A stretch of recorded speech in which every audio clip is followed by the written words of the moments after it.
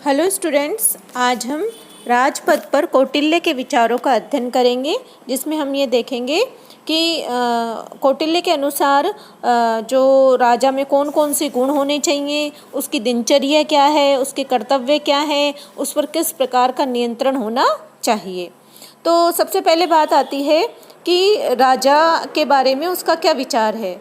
तो राज्य के जो हमने सप्तांग सिद्धांत का अध्ययन किया, उसमें जो सर्वोच्च स्थान जो है कौटिल्य राजा को देता है, वह राजतंत्रीय शासन को ही सर्वोच्च स्थान प्रदान करता है। और उसके अनुसार शासन की सफलता राजा की शक्ति और योग्यता पर निर्भर करती है। और स्वयं कौटिल्य ने कहा है कि यदि राजा संपन्न हो तो उसकी समृद्धि से प्रजा भी संपन्न होती है, तथा राजा का जो शील हो वह प्रजा का भी होता है। यदि राजा उद्यमी और उत्थानशील होता है तो प्रजा में भी गुण आ जाते हैं। यदि राजा प्रमादी हो तो प्रजा भी वैसी ही हो जाती है। अतः राज्य में कूट स्थानीय यानी केंद्रीभूत जो स्थिति है वो राजा ही है।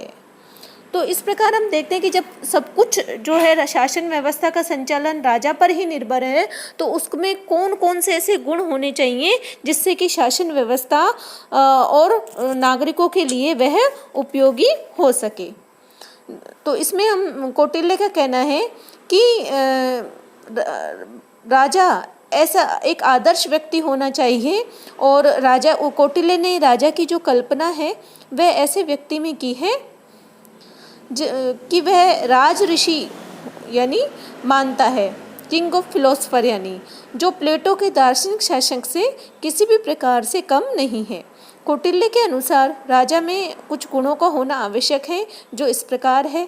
वह ऊंचे कुल का हो, उसमें दैवी बुद्धि और शक्ति हो, वह वृद्धजनों की बात सुनने वाला हो, धार्मिक हो, सत्य भाषण करने वाला हो, परस्पर विरोधी बातें न करे, कृतज्ञ हो, उसका लक्ष्य बहुत ऊंचा हो, उसमें उत्साह अधिक हो, सामंत राजाओं को अपने वश में करने का में वह समर्थ हो, उसकी वृद्धि हो, उसकी परिषद छोटी न हो और वह नियंत्रण का पालन करने वाला हो।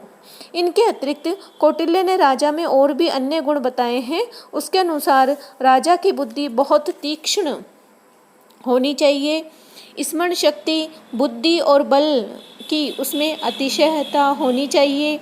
वह अत्यंत उग्र, अपने ऊपर नियंत्रण रखने वाला, सब शिल्पों में निपुण, सब दोषों से रहित और दूरदर्शी होना चाहिए।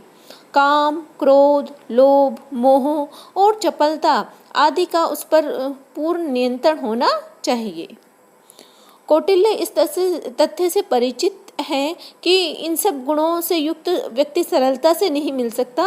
तो उसके अनुसार इनमें से कुछ गुण तो स्वाभाविक होते हैं और कुछ अभ्यास से प्राप्त किए जा सकते हैं। मनुष्य के स्वभाव और चरित्र पर वंश परंपरा का प्रभाव होता है, किंतु अभ्यास से इनमें कुछ परिवर्तन संभव हो सकता है। अभ्यास से प्राप्त गुण अधिक महत्वपूर्ण होते हैं, इसलिए कौटिल्य ने राजा की शिक्षा पर अत्यधिक बल दिया है।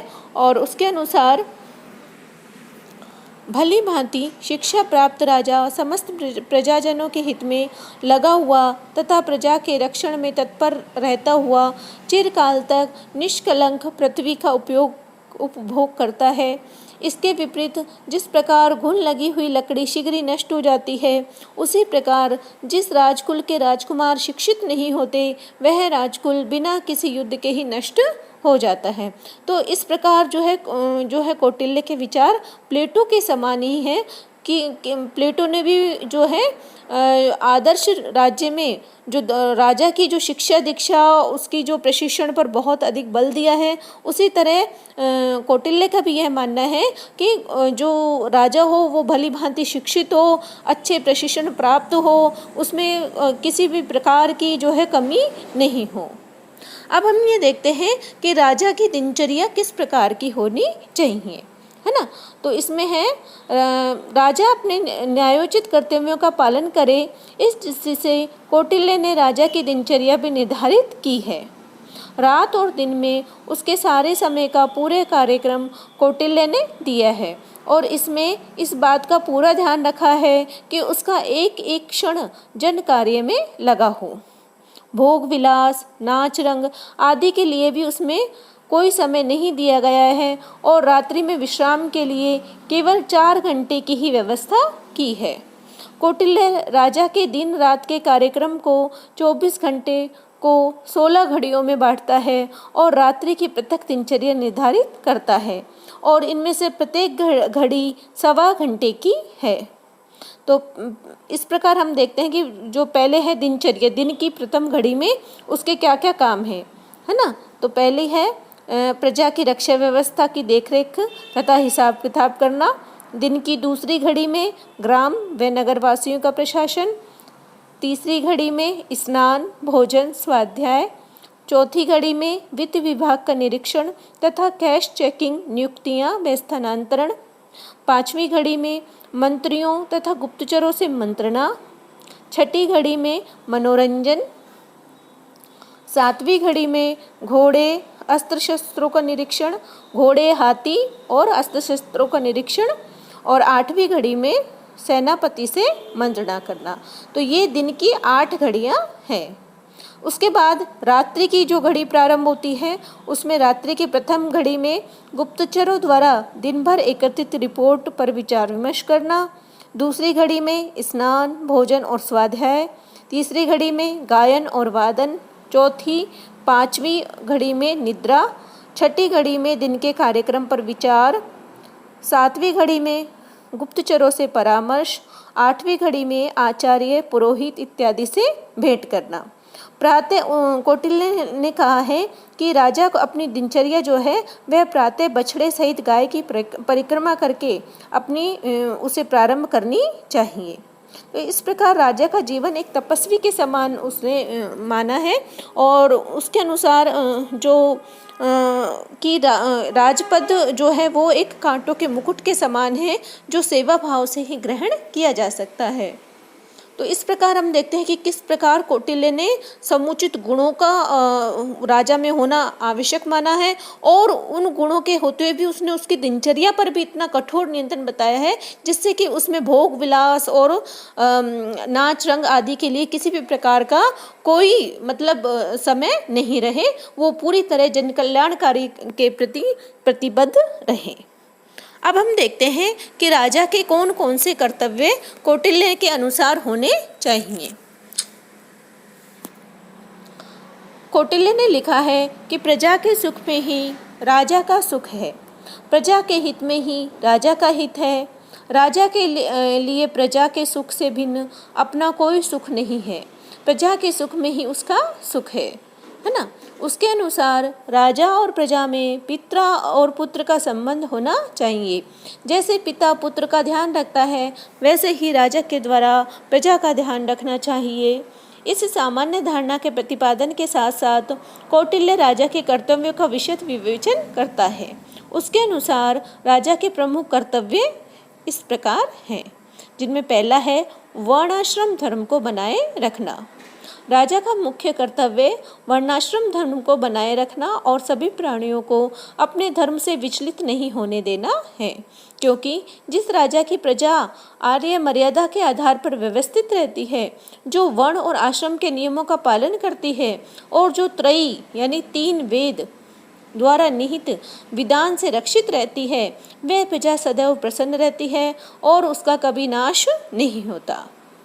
दूसरा है दंड की व्यवस्था करना। राजा का दूसरा महत्वपूर्ण कार्य दंड की व्यवस्था करना है, क्योंकि दंड अपर्याप्त वस्तु को प्राप्त कराता है, उसकी रक्षा करता है, रक्षित वस्तु को बढ़ाता है और बढ़ी हुई वस्तु का उपयोग करता है। समाज और सामाजिक व्यवहार दंड पर ही निर्भर करते हैं, इसलिए दंड की व्यवस्था महत्वपूर्ण है। किंतु इस संबंध में स्वामी को इसका ध्यान रखा जाना चाहिए कि दंड न तो आवश्यकता और औचित्य से अधिक हो और न ही कम हो। यथोचित दंड देने वाला राजा ही पूज्य होता है और केवल समुचित दंड प्रजा को धर्म, अर्थ, काम से परिपूर्ण करता है। यदि काम, क्रोध या अज्ञानवश दंड दिया जाए तो जनसाधारण की कौन कहे, वानप्रस्थ और सन्यासी तक क्षुब्ध हो जाते हैं। और यदि दंड शक्ति का उचित उपयोग किया जाए तो बलवान मनुष्य निर्बलों को वैसे ही खा जाते हैं। यानी यदि दंड शक्ति का उचित प्रयोग नहीं किया जाए तो बलवान मनुष्य निर्बलों को वैसे ही खा जाते हैं जैसे बड़ी मछली छोटी मछली को खा जाती है। तो कुल मिलाकर जो बात हमारे सामने आती है कि दंड शक्ति जो है ऐसी शक्ति है जो संपूर्ण सामाजिक व्यवस्था का आधार है और उसका समुचित प्रयोग करना ही समाज के जनता के हित में है। तीसरा जो राजा का कर्तव्य बताया है वह है आय और व्यय संबंधी। राजा को आय व्यय का पूरा हिसाब और प्रबंध रखना चाहिए। उसे यह कार्य समाहर्ता नामक अधिकारी के द्वारा नियुक्त करना चाहिए। चौथा है नियुक्ति संबंधी। राजा अमात्य, सेनापति और प्रमुख कर्मचारियों को नियुक्त करता है, सभी कर्मचारियों के कार्यों का निरीक्षण करता है और श्रेष्ठ करने वालों कर्मचारियों को पदोन्नत करता है। पांचवा है लोकहित और समाज कल्याण संबंधी। कौटिल्य ने राजा को लोकहित और समाज कल्याण के सभी कार्य सौंपे हैं।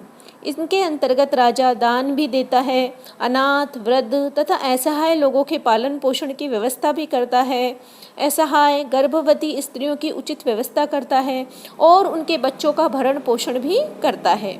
जो किसान खेती न करके जमीन पर पड़ती छोड़ देते हों उनके पास से जमीन लेकर दूसरे किसानों को देने का कार्य भी करते हैं और उसके अन्य कर्तव्य कृषि के लिए बांध बनाना, जल मार्ग, स्थल मार्ग, बाजार और जलाशय बनाना, दुर्भिक्ष के समय जनता की सहायता करना और उन्हें बीज देना है। आवश्यक होने पर उसे धनवानों पर अधिक धन लगाकर गरीबों को बांट देना चाहिए। कौटिल्य के अनुसार खदाने, वस्तुओं का निर्माण, जंगलों में इमारती लकड़ी और हाथियों को प्राप्त करना तथा अच्छी नस्ल के जानवरों को पैदा करने की प्रबंध भी राज्य के द्वारा किया जाना चाहिए। राजा को लोकहित और समाज कल्याण के संबंधी कार्यों का उल्लेख की दृष्टि से इसमें कौटिल्य की दूरदर्शिता झलकती है। छठा है युद्ध करना। वर्तमान समय में युद्ध करने को राजा के कर्तव्यों में सम्मिलित करने पर भले ही आपत्ति की जाए, किंतु कौटिल्य के अनुसार युद्ध करना राजा का प्रमुख कार्य है। कौटिल्य के अर्थशास्त्र का केंद्र एक ऐसा विजयीशु राज्य है जिसका उद्देश्य निरंतर नई भूमि प्राप्त कर अपने क्षेत्र में वृद्धि करना है। कौटिल्य राज्य की सभी आर्थिक और अन्य संस्थाओं की महत्ता इसी मापदंड से निश्चित करता है कि ये राज्य को किस सीमा तक सफल युद्ध के लिए तैयार करती हैं। नई भूमि प्राप्त करना अर्थशास्त्र का इतना महत्वपूर्ण विषय है कि अर्थशास्त्र के 15 अधिकरणों में से 9 अधिकरण प्रत्यक्ष या परोक्ष रूप से युद्ध से ही संबंधित है। तो इस प्रकार राजा के द्वारा सभी कार्यों का संपादन लोकहित की भावना से ही किया जाना चाहिए। तो ये सब जो हमने देखा कि कौटिल्य ने किस प्रकार राजा के विशुद्ध जो है कर्तव्यों का विवेचना की है जिससे कि राज्य में लोक कल्याणकारी राज्य की स्थापना हो सके।